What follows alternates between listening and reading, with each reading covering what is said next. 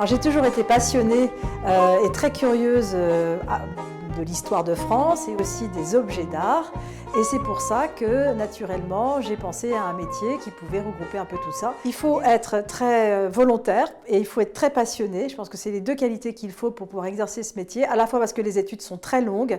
Il faut à la fois une formation en histoire de l'art et une formation en droit, passer un concours d'État très sélectif, un concours national qui sélectionne une dizaine, quinzaine de candidats en France une fois par an.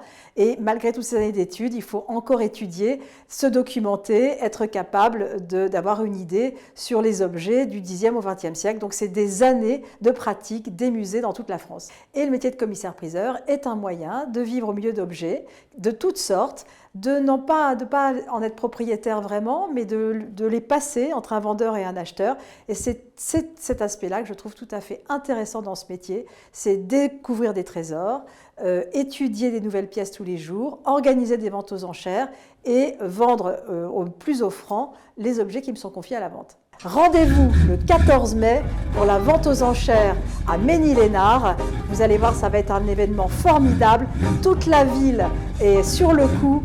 Le défilé dès le matin 9h30, la vente aux enchères à 16h dans ce nouveau lieu magnifique. Je serai ravie de vous y retrouver. À bientôt!